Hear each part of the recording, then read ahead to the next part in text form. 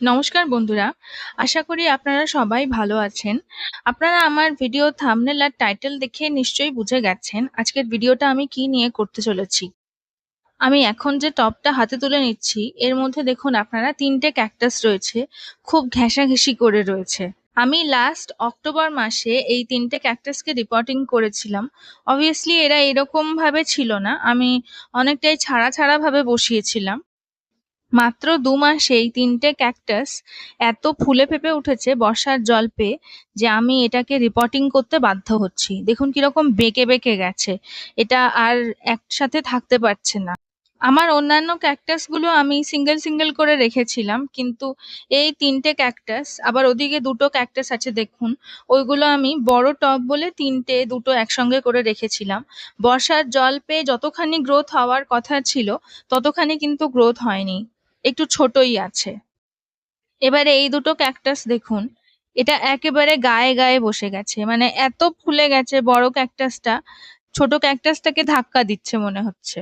এখন যেহেতু বর্ষাকাল চলছে, অ্যাডেনিয়াম বা ক্যাকটাস এসব সাকুলেন্ট জাতীয় গাছ রিপোর্টিং করা উচিত নয়, কিন্তু আমি রিপোর্টিং করতে বাধ্য হলাম কারণ বর্ষার জল পেয়ে গাছগুলো ফুলে টানটান হয়ে উঠেছে এবং টবের তুলনায় সাইজ বেড়েছে। আর এই বর্ষার পরিবেশে মিডিয়াতে জল জমে থাকার ঝুঁকিও রয়েছে, এর ফলে ক্যাকটাসগুলো কিন্তু সহজেই নষ্ট হয়ে যেতে পারে। তাই আমি ভাবলাম গাছগুলোকে আননেসেসারিলি স্ট্রেস দেওয়ার থেকে এখনই কেয়ারফুলি রিপোর্ট করে ফেলা ভালো। এখন যেহেতু বাতাসে হিউমিডিটি অনেক বেশি, আবার বৃষ্টিও হচ্ছে কন্টিনিউয়াসলি, তাই মিডিয়া অনেকক্ষণ ভিজে থাকছে, এটাই কিন্তু ক্যাকটাসের জন্য বিপজ্জনক। বর্ষার জল পেয়ে ক্যাকটাসের বডিগুলো শুধুমাত্র কিন্তু এক্সপ্যান্ড করেনি, সঙ্গে সঙ্গে এর শিকড় বাকড়গুলো যথেষ্ট এক্সপ্যান্ড করেছে। এবারে এই শিকড় বাকড়গুলোর কাছে যদি দীর্ঘ সময় ধরে অতিরিক্ত আর্দ্রতা থাকে তাহলে শিকড়ের চারপাশে বাতাসের পরিমাণ কমে যাবে এবং রুট রটের ঝুঁকি বাড়বে। আমি আপনাদেরকে কিছুক্ষণ আগেই বললাম আমার অন্যান্য ক্যাকটাসগুলো যেগুলো সিঙ্গেল সিঙ্গেল করে বসিয়েছিলাম সেগুলো বর্ষার জল পেয়ে কিন্তু যথেষ্ট ফুলে উঠেছে, কিন্তু এই কটা ক্যাকটাসই খুব একটা ভালো করে এক্সপ্যান্ড করতে পারেনি, যেহেতু ৩টে বা ২টো একটাই টবের মধ্যে আমি বসিয়ে রেখেছি। আমি আপনাদেরকে ২টো ক্যাকটাসের নামই বলে দিই। আমার ডান দিকে ৩টে ক্যাকটাস যে টবটাতে রয়েছে সেগুলোর নাম হলো অ্যাস্ট্রোফাইটাম মাইরিওস্টিগমা, আর ২টো ক্যাকটাস যে টবের মধ্যে রেখেছি সেটার নাম হলো অ্যাস্ট্রোফাইটাম অ্যাস্টেরিয়াস। এই ক্যাকটাসগুলো হলো থর্নলেস ক্যাকটাস বা কাঁটাবিহীন ক্যাকটাস। এই ক্যাকটাসগুলোতে অন্যান্য ক্যাকটাসের তুলনায় জলের চাহিদা একটু বেশিই থাকে। এবার আমি আপনাদেরকে দেখাবো আমি ক্যাকটাসের জন্য কিরকম মিডিয়া ইউজ করি। এখানে দেখুন আমি একটা গামলার মধ্যে বালি, সিন্ডার আর তুষ নিয়ে নিয়েছি। বালি আর সিন্ডারে একেবারেই জল দাঁড়ায় না, সেজন্য সামান্য একটু জল ধরে রাখার জন্য আমি তুষ নিয়ে নিয়েছি। তুষ এখানে আমি ইউজ করব 30%। বালি আর সিন্ডারে কিন্তু একেবারেই কোনো নিউট্রিশন থাকে না, শুধুমাত্র এটাকে ইউজ করা মিডিয়াটাকে ঝুরঝুরে রাখার জন্য। এখানে বালির পরিমাণ হচ্ছে 40% আর সিন্ডারের পরিমাণ হলো 30%। এবার আপনারা দেখুন আমি যে বালিটা ইউজ করছি এটা হলো কনস্ট্রাকশন স্যান্ড। এর মধ্যে নুড়ি দেখতে পাচ্ছেন, এই নুড়িগুলো থাকলে কোনো অসুবিধা নেই, আমি চেলে নিইনি। এগুলো থাকলে কোনো অসুবিধা নেই, উল্টে ভালোই হবে।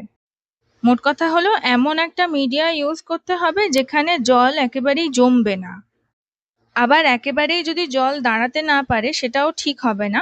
সেজন্য আমি তুষ ইউজ করেছি। তুষ খুব সামান্য পরিমাণ জল ধরে রাখবে, আর তুষে রয়েছে ফসফরাস আর পটাশিয়াম, যেটা ক্যাকটাসের জন্য খুবই ভালো।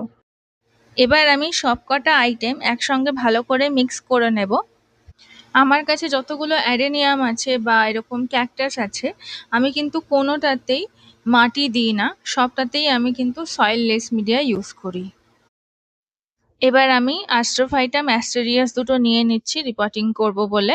তো পুরোনো মিডিয়াটা আমি নতুন সদ্য তৈরি করা মিডিয়ার মধ্যেই রাখছি। আপনারা দেখুন মিডিয়াটা কতটা ঝুরঝুরে, টবের গায়ে হালকা একটু চাপ দিতে কিভাবে ২টো ক্যাকটাস বেরিয়ে এলো। যেহেতু এগুলো কাঁটাবিহীন ক্যাকটাস সেহেতু হাতে কাটা ফোটার কোনো সম্ভাবনা নেই, তাই আমি এগুলোকে খালি হাতেই টব থেকে বের করলাম। দেখুন শিকড়গুলো কতটা লম্বা হয়ে গেছে। আমি খুব সাবধানে এগুলোকে ঝেড়ে ঝেড়ে নিচ্ছি। শিকড়ের গায়ে যা বালি লেগে আছে বা সিন্ডার লেগে আছে, খুব সাবধানে এগুলোকে আমি ঝেড়ে নিচ্ছি যাতে শিকড়গুলো না কেটে যায়। যেহেতু এখন মনসুন চলছে তাই বাতাসে প্রচুর হিউমিডিটি, সেহেতু গাছগুলোকে কোনোভাবে কিন্তু আঘাত করা যাবে না। একটা কোথাও ক্ষত তৈরি হলে সেখান থেকে কিন্তু রট হতে পারে। এবার আমি অ্যাস্ট্রোফাইটাম মাইরিওস্টিগমা গুলো নিয়ে নিয়েছি। দেখুন আমি টবের গায়ে এরকম হালকা হালকা ভাবে চাপ দিচ্ছি। এবারে আস্তে আস্তে সাবধানে এগুলোকে বের করতে হবে। আমি টবের ভিতর থেকে গাছগুলোকে টেনে বের করব না, এতে শিকড় ছিঁড়ে যেতে পারে। আমি প্রত্যেকটা ক্যাকটাসকে আলাদা আলাদা করে টবে বসাবো এবং এখন কোনোটারই শিকড় কাটবো না, এখান থেকে রুট রট হতে পারে। আমি পরের বছর মার্চ এপ্রিল মাসে যখন আবার রিপোর্ট করব, তখন এগুলোর শিকড় কাটবো। বসন্তকাল হলো ক্যাকটাসের রিপোর্টিং এর সেরা সময়। এই সবুজ সবুজ রঙের জিনিসটা এটা কাগজ। আমি যখন ক্যাকটাসের রিপোর্টিং করেছিলাম তখন টবের মধ্যে এই কাগজের কুচি দিয়ে তার উপরে মিডিয়াটা রেখেছিলাম। অনেকগুলো মাস এগুলো এরকম ভাবেই রয়েছে। এবারে বৃষ্টির জল পড়ে বা আমরা যখন এতে জল দিই সেই জল জমে জমে হয়তো এই কাগজগুলোতে ফাঙ্গাস ধরে এগুলো সবুজ সবুজ রং হয়ে গেছে। খুব সাবধানে আমি কিন্তু শিকড়গুলোর থেকে বালি, তুষ, তারপর সিন্ডার এগুলো ছাড়িয়ে নিচ্ছি। এটা খুব সাবধানে করতে হবে। শিকড় কাটলে আবার রট হওয়ার সম্ভাবনা আছে। আমি আবার যখন মার্চ এপ্রিল মাসে এটা রিপোর্ট করব, তখন আমি একেবারে শিকড়গুলো কাটবো। আমার মোটামুটি সবকটা অ্যাস্ট্রোফাইটামেরই রুট ক্লিন করা হয়ে গেছে। তবে যে সমস্ত বালি, তুষ এখনো ভিতরে ভিতরে রয়ে গেছে সেগুলোকে বেশি টানাহেঁচড়া না করাই ভালো। এতে করে রুট গুলো ছিঁড়ে যেতে পারে। তো আমি এই সমস্ত সবুজ সবুজ কাগজগুলো ফেলে দিচ্ছি, ফাঙ্গাস লেগে থাকতে পারে। তো আমি টব থেকে বের করা মিডিয়াটা এবং নতুন যে মিশ্রণটা তৈরি করেছিলাম সব একসঙ্গে আবার ভালো করে মাখিয়ে নিচ্ছি। এই যে মিশ্রণটা তৈরি করছি, এতে কিন্তু কোনো রকম মাটি নেই, পুরোটাই সয়েললেস মিডিয়া। এবার আমি একটা টবের মধ্যে একটু মিশ্রণ নিয়ে এই মিশ্রণের মধ্যে একটা অ্যাস্ট্রোফাইটাম বসাবো। এবার আমি একটু মেজার করে নিলাম টব থেকে কতখানি উঁচুতে থাকবে ক্যাকটাসটা। সেজন্য আমি দেখুন মিডিয়ার মাঝখানে একটুখানি আঙুল দিয়ে গর্ত করে নিচ্ছি। শিকড়গুলো কিন্তু আমি একেবারেই কাটবো না, ওই বড় বড় শিকড় সমেতই আমি ক্যাকটাসটা মিডিয়ার মধ্যে বসিয়ে দিচ্ছি। আমি একটু বেশি মিশ্রণটা নিয়ে ফেলেছিলাম টবের মধ্যে, তো আমি একটু মিশ্রণ তুলে রাখছি। তো আমি এখন আরো একটু হোল করে ওই ক্যাকটাসটাকে এই হোলটার মধ্যে বসিয়ে দেব। এবারে খুব সাবধানে এই গর্তটার মধ্যে ক্যাকটাসটা বসিয়ে তারপর সাইড দিয়ে হালকা হালকা করে আমি মিডিয়াটা দিতে থাকবো। টবটাকে আমি নিচে সমান্তরালভাবে বসিয়ে নিয়েছি।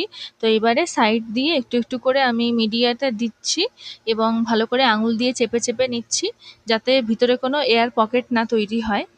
আমি কিন্তু এর মধ্যে কোনোরকম কোনো জল দেব না, এগুলো কিছুদিন আমি শেডের তলাতেই রেখে দেবো। ৪-৫ দিন পর শেডে থাকা অবস্থাতেই আমি ফাঙ্গিসাইড মেশানো জল ক্যাকটাসে দেব।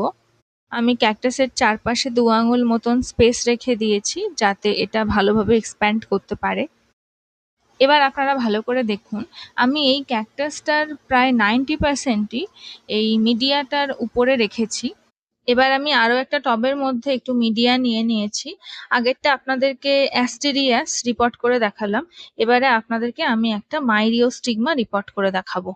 আগেরটার মতন এটাও আমি একই প্রসেসে রিপোর্ট করব। এবারে মাঝখানটায় সামান্য একটু গর্ত করে এবারে আমি চারপাশে একটু একটু করে মিডিয়াটা ভরাট করব। যেহেতু এটা কাঁটাবিহীন ক্যাকটাস, সেজন্য আমার হাতে কাটা ফোটার কোনো ভয় নেই, তাই আমি খালি হাতেই কাজটা করছি। কিন্তু এগুলো যদি কাঁটাযুক্ত ক্যাকটাস হতো তাহলে আমাকে চিমটার সাহায্য নিতে হতো বা নিউজ পেপার ফোল্ড করে আমাকে এগুলো ধরতে হতো। খুব ভালো করে আঙুল দিয়ে মিডিয়াটা চেপে চেপে দিতে হবে যাতে ভিতরে কোনো এয়ার পকেট না তৈরি হয়। আমার সবকটা ক্যাকটাসই রিপোর্ট করা হয়ে গেছে। দেখুন টব থেকে কতটা উঁচু করে রেখেছি আমি। এমনিতেই আমার সয়েললেস মিডিয়া, তাই ক্যাকটাস পচে যাওয়ার চান্স খুবই কম। কিন্তু আপনারা নিশ্চয়ই দেখতে পাচ্ছেন আমি বডিটাকে মিডিয়ার ওপরে রেখেছি। এতে করে আমি যখনই ক্যাকটাস গাছগুলোতে জল দেব এর গায়ে জল জমবে না। গাছ বড় হচ্ছে মানেই শুধু বড় টব দরকার নয়, তার সঙ্গে দরকার সঠিক রুট এনভায়রনমেন্ট। বর্ষার জল পেয়ে ক্যাকটাস যতই ফুলে উঠুক না কেন, আমাদের কাজ হলো সেই ওয়াটার স্টোরেজকে সাপোর্ট করা, কিন্তু শিকড়কে যেন অতিরিক্ত ভেজা পরিবেশে আমরা না আটকে ফেলি। আর সেই কারণেই আজ আমি আমার ক্যাকটাসগুলোকে মাটিবিহীন মিডিয়াতে নতুন করে বসিয়েছি। এবার আমি এই ক্যাকটাসগুলোকে এমন একটা জায়গাতে রাখবো যেখানে আলো বাতাস আছে, কিন্তু ডিরেক্ট সূর্যের আলো বা বৃষ্টির জল যেন না পড়ে, যেহেতু এখন মনসুন চলছে। 4-5 দিন পর আমি এই ক্যাকটাসগুলোতে একেবারে ফাঙ্গিসাইড মেশানো জল দেবো। আর এরও 1 সপ্তাহ পর আমি এই ক্যাকটাসগুলোকে খোলা ছাদে রাখবো, যেখানে সূর্যের আলো ডিরেক্টলি পড়ে। আমার প্রত্যেক কটা গাছকে আমি আপনাদেরকে একটা একটা করে তুলে দেখাচ্ছি, দেখুন। প্রত্যেকটা চারপাশে আমি 2 থেকে 3 আঙুল পর্যন্ত স্পেস রেখেছি। এতে করে ক্যাকটাসগুলো খুব ভালোভাবে এক্সপ্যান্ড করতে পারবে। আশা করি আমি আপনাদেরকে বোঝাতে পেরেছি যে আমি কেন এই অসময়ে ক্যাকটাসের রিপোর্টিং করতে বাধ্য হয়েছি। আপনাদেরও কোনো ক্যাকটাস যদি এরকম বর্ষাকালে অস্বাভাবিকভাবে ফুলে ওঠে, তাহলে আমাকে অবশ্যই বলবেন। আজকের ভিডিও এইটুকুই। আমার ভিডিওটি শেষ পর্যন্ত দেখার জন্য অনেক অনেক ধন্যবাদ।